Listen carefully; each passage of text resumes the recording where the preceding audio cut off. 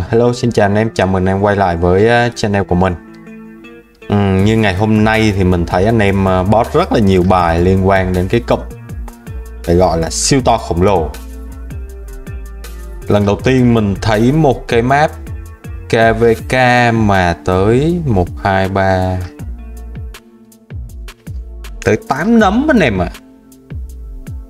Kingdom nào tham gia vào map KVK này cũng 8 nấm. Về hiện tại thì như mình thấy anh em đang xem, nó chính là map 8 phe xung đột SO8. Kingdom nào cũng là 8 nấm hết. Một cái cụm KVK phải gọi là quá là khủng khiếp. Nhìn cái cụm thôi là đã thấy toàn mùi tiền rồi anh em ạ, toàn mùi tiền với máu không. Đánh cái cụm KVK này phải thực sự phải nói là phải gọi là đầm máu. Cụm này phải gọi là đầm máu. Nấm này mới đúng là chất lượng của nấm này anh em ạ. Nấm từ kể ra là anh em tính từ cái nấm mà nấm chinh phạt trở đi từ KVK 4 ấy thì mới gọi là nấm. Mà tất nhiên là nấm thì có nấm zit nấm giáp, nhưng mà mình nhìn chung là những cái kingdom mà nằm trong nấm này thì không phải là zit giáp đâu anh em ạ.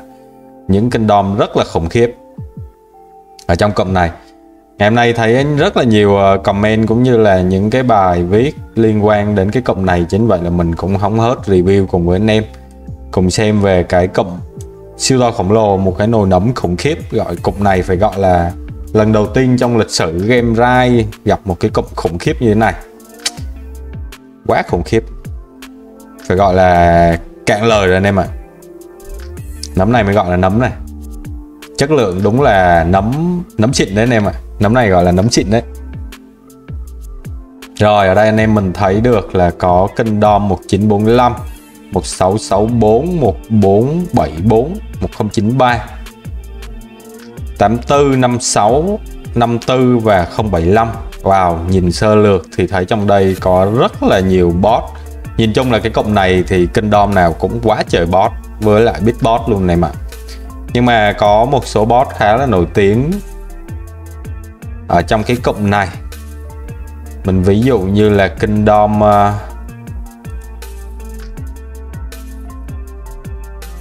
khá là nổi tiếng. Ví dụ như là 1846. Ở Kingdom 1846 thì anh em sẽ có là cầu thủ bóng đá nổi tiếng. Nhắc tới đây thì chắc là anh em ai cũng biết rồi đúng không? Rồi tiếp theo thì là 1556. 1556 chắc hẳn là anh em sẽ không còn xa lạ với boss phở nữa. Ngoài ra thì cũng có một gọi là big boss rất là nổi tiếng, đó chính là Bố Già 1556. Này chắc chắn là anh em cũng biết rồi. Tiếp đến thì mình cũng có thấy được, nó chính là cũng có một idol youtuber cũng rất là nổi tiếng mà chắc chắn anh em nào chơi game Rise này cũng đều biết về idol này hết. Nó chính là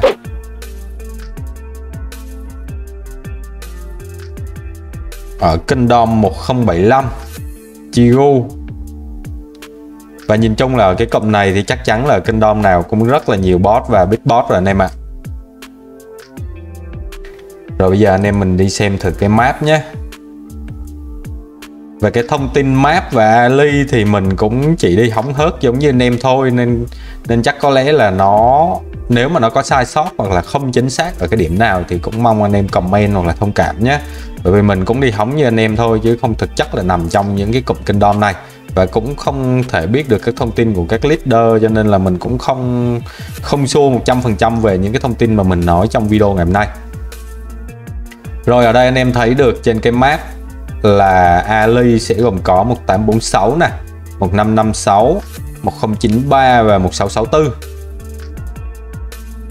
4 vs 4, kèo 4 vs 4, 8 Kingdom nấm.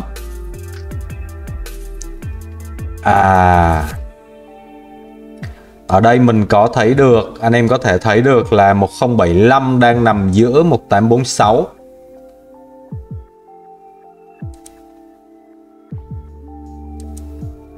Nằm giữa 1846. Và 1254 thì nằm giữa 1093 và 1664. Kèo này thì có vẻ nhìn khá là khó cho 1075 rồi, idol, youtuber khó rồi, bunny khó rồi. 1254 có thêm cả bunny nữa, nãy mình quên nhắc nha anh em, 1254 cũng có idol bunny khá nổi tiếng. Xém tí nữa quên. Rồi, nhìn là đã thấy khó cho 1075 và 1254. Không biết là mở đèo 4 thì 1075 và 1254 sẽ đánh bên nào, bởi vì sẽ có hai bên.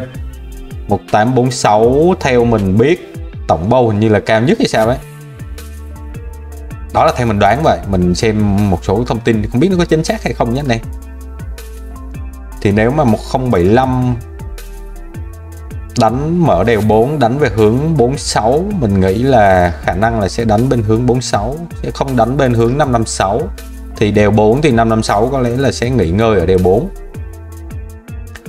Ở 1254 mình cũng nghĩ là 1254 sẽ đánh bên 64, sẽ đánh cái nhánh cái hướng bên 64 của đèo 4. Mình nghĩ là vậy, nhưng mà không biết là theo quan điểm của anh em thì anh em có lia được cái thông tin ở đâu là 75 và 54 sẽ đánh ở hướng nào ở cái đèo khi mà mở đèo 4 không? Nếu mà anh em biết thì cũng comment dưới video để cho anh em mình cùng hóng hết xem cái cụm này, cụm siêu to khổng lồ, cái cụm gọi là cụm map KVK địa ngục rồi. Đẫm máu, cụm này rất đẫm máu luôn này mà. Nhưng mà nhìn chung mở đèo ra khá khó cho 75 với lại 54, bunny với lại idol youtuber là gặp kèo khó rồi.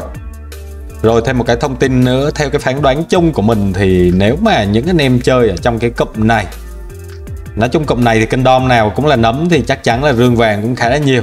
Thì tính trung bình một ngày, nếu mà ở trong cái cụm này một ngày thì có khả năng là sẽ lên tới cho cả 8 kênh đom như thế này. 8 kênh đom như thế này có lẽ là khả năng tiêu thụ rương vàng rất là khủng khiếp. Nó sẽ rơi vào cái mốc khoảng trung bình, nó sẽ rơi vào tầm 160 đến 200 rương trên một ngày. Đó là theo cái phán đoán không chính xác trong vòng 3 giây của mình. Thì mình đoán như vậy. Còn cái kèo này, về cái kèo 4vs4 này thì mình thực sự là mình cũng không biết gì về nhiều lắm, nên cũng sẽ không comment về một số cái nhận định nào đó về những cái kèo ở trong cụm kingdom này. Chỉ hóng hớt cùng với anh em thôi. Và nếu anh em nghĩ ở trong cái kèo này thì kèo bên nào sẽ thắng thì anh em comment dưới video để anh em mình cùng chém xuyên màn đêm cho vui nhé anh em. Cùng hóng xem mở đợi đề 4 xem đấm đá như thế nào. Và đặc biệt thì cụm này thì mình chỉ có một cái nhận định duy nhất và mình nghĩ nó sẽ là chính xác mà anh em có thể tin tưởng được. Nó chính là cái cụm này khi mà mở đề 4, bất kể ở một cái góc độ nào đó đánh nhau thì phải gọi là sâu lag, very lag, cụm này bết lag luôn. Cũng có thể là anh em xem chỉ thấy những cái chấm thôi, sẽ không thấy một cái gì hết. Đó là cái thông tin mà mình biết và nhận định chính xác được ở trong cụm này. Ok, như vậy là review sơ lược cho anh em về cái cụm KVK có thể gọi là hot nhất ở trong cái game này.